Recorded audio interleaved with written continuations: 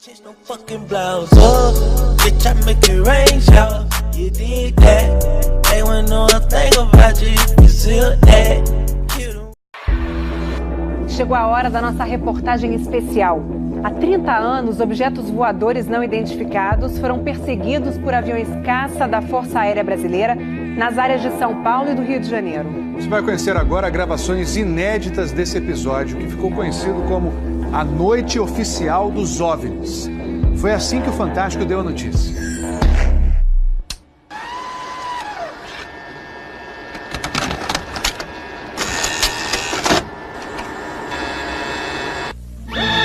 Esta semana, altas autoridades militares do Brasil admitiram publicamente pela primeira vez ter visto objetos voadores não identificados, os OVNIs.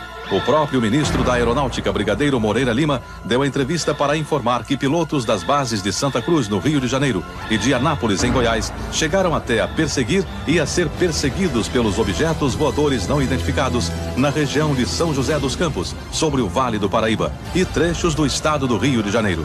Eram 21 OVNIs, segundo os militares, que ficaram mais de 3 horas sobrevoando o território brasileiro na noite de segunda e madrugada de terça-feira. Toda vez que é detectado algum objeto não identificado, evidentemente há um processo bastante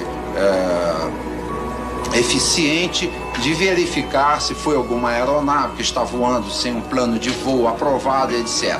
Mas quando se comprova que é algo diferente, as aeronaves então são acionadas. O que ocorreu foi que os radares detectaram vários objetos não identificados. Veja agora, minuto a minuto, o que aconteceu naquele 19 de maio. Às 8h30 da noite, um ponto luminoso é avistado pelo controlador de tráfego aéreo na torre do aeroporto de São José dos Campos, São Paulo. Um avião Xingu da Embraer se aproxima para pouso e o controlador pergunta ao comandante: "Você está vendo o ponto luminoso?" O Xingu confirma o avistamento, muda a rota e tenta se aproximar do OVNI. Quem estava no comando do avião era o coronel Osiris Silva, que voltava de Brasília depois de tomar posse como presidente da Petrobras. Eu vi um objeto luminoso no espaço, parecia um astro normal. Eu voei na direção dele e após 5, 6 minutos de voo, fiquei com a impressão de que ele começou a esmaecer, a perder a intensidade e o brilho. 9h14 da noite. O controle de radar de São Paulo registra sinais sem identificação. 9h20. O controle aéreo em Brasília confirma a presença de objetos voadores não identificados. 10h23. O primeiro jato F-5 decola da base aérea de Santa Cruz, no Rio de Janeiro. Ele carrega armamento de guerra pronto para ser acionado. 10h45. O radar da base aérea de Anápolis, em Goiás, detecta sinais no radar. Um Mirage também armado decola em busca dos OVNIs. 11h15 da noite. O piloto do primeiro F-5 a entrar em ação avista um ponto luminoso e começa a perseguir o objeto voador não identificado. Nosso objetivo justamente era esse, se aproximar e identificar. Nós não conseguimos nem nos aproximar, muito menos identificar. 11h17. Mais um Mirage decola da base de Anápolis para perseguir os objetos. 11h20. O caça F-5 recebe pela primeira vez um sinal no radar de bordo confirmando a presença do objeto não identificado à sua frente. 11h36. O terceiro Mirage sai da base de Anápolis, mas não consegue contato visual com os OVNIs. Naquela noite, 5 jatos da Força Aérea foram acionados e retornaram sem conseguir se aproximar dos objetos. Os radares do Sindacta em Brasília registraram um total de 21 sinais desconhecidos no céu do Brasil. O grande personagem dessa história foi o controlador de voo que estava na torre de São José dos Campos. O sargento Sérgio Mota da Silva, que aparece nessa foto tirada na Torre de São José poucos dias depois do incidente, foi quem deu o primeiro alerta sobre OVNIs. 30 anos depois, Sérgio, que hoje é controlador de voo civil, deu a primeira entrevista para uma TV. Ele preferiu não mostrar o rosto. Tem alguma coisa aqui no setor noreste de São José? Um farolzinho por lá? Eu estou olhando bem, o bicho está parado. Sobe, nem desce, nem vai para a esquerda nem para a direita. Está paradinho lá. Estou olhando, não é estrela não é um farol. A olho nu parecia um avião. Quando coloquei no binóculo para observar, é que eu vi que ele era extremamente cintilante e multicolorido. Tinha vermelho, azul, branco, lilás, um monte de cores, com uma certa predominância do laranja, mas ele era muito bonito. O controlador pediu ao avião Xingu para tentar avistar o objeto. Eu expliquei a ele onde estava o objeto, pedi a ele que se ele tivesse avistamento ele me informasse. Tem uma vez com ele à vista? Assim, nós temos a ponta vista. Esse bem visível, poderia descrevê-lo? É uma estrela grande. Estrela grande e bem vermelha. Entendido, grande e bem vermelha. Controle de São Paulo será alertado. O controlador em São José dos Campos avisa ao controle São Paulo que o Xingu está perseguindo o OVNI. Positivo. Ele está perseguindo o troço. Está perseguindo o troço? Está indo atrás. Sério, está indo. O controle? Está vendo? Próximo de São Paulo, já da região do radar, esse objeto simplesmente desapareceu do radar. O Xingu também perdeu contato visual com ele. O avião Xingu abandonou a perseguição e pousou em São José dos Campos. Pouco depois, o controlador da Torre de São José alertou o controle São Paulo. Outros OVNIs estavam aparecendo no céu. Estou vendo 3 agora. São 3 luzes. Mas parecem estrelas. Mas o radar não pega estrelas. O que é isso? Você observa alguma cor, alguma coisa? Positivo. Rapaz, eu não sei. Pra mim, olha, aqui tá parecendo uma estrela. Mas só que um monte de fogo bonito, rapaz. Tá vermelho, amarelo, branco. Tá dando um monte de coisa.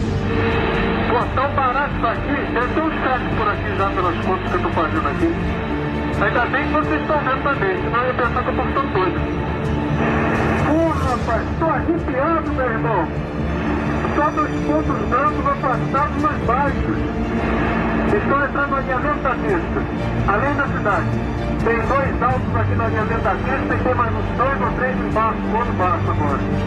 Continuam se movimentando. Coisa linda, meu irmão. Pô, tá ficando bom esse negócio, viu? Tá ficando bom. O controlador Sérgio Mota da Silva faz uma revelação surpreendente. Ele tentou fazer contato com os OVNIs usando as luzes de balizamento da pista de pouso. Se eu aumentava o brilho do balizamento das luzes do balizamento, aliás, eles se afastavam. E se eu diminuía a intensidade das luzes do balizamento, eles se aproximavam. Pareciam responder de modo inteligente aos sinais que eu fazia com as luzes da pista de pouso e decolagem. O controlador Sérgio fala com o controle aéreo em Brasília. Fala, Brasília. Brasília? Boa noite, bem-vindo ao Festival dos Discos Voadores. É uma loucura isso aqui, cara. Pô, os que eu pude ver mudavam de cor o tempo todo. Vermelho, amarelo, azul, lilás, aquele festival de cores. As ocorrências terminaram já perto do nascer do dia, lá pelas 4 e pouco, 5 horas da manhã. Os últimos objetos foram vistos. Como é que tá a situação aí? Pô, rapaz, isso aqui foi um festival. E agora, como é que tá? Agora não sei o que é mais não.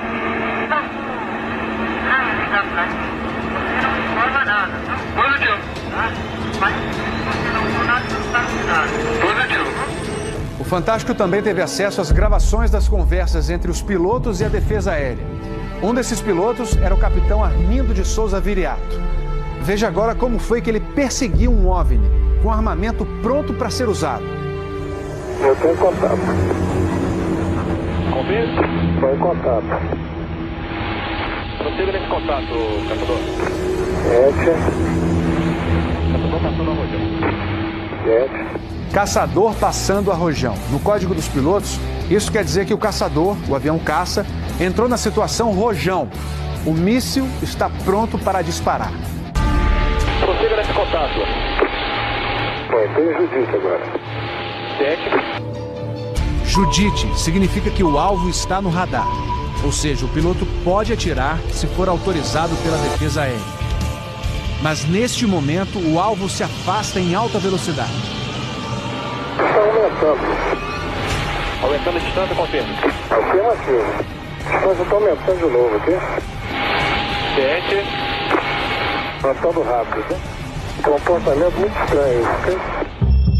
O capitão Viriato falou sobre a incrível velocidade dos OVNIs numa entrevista ao Fantástico. Essa aceleração, o radar de Brasília chegou a pegar na época de defesa aérea, deu aproximadamente Mach 15. Isso aí daria em torno de 15 mil km por hora. 15 mil quilômetros por hora é uma velocidade muito acima dos jatos mais rápidos do mundo, que chegam no máximo a 4 mil quilômetros por hora.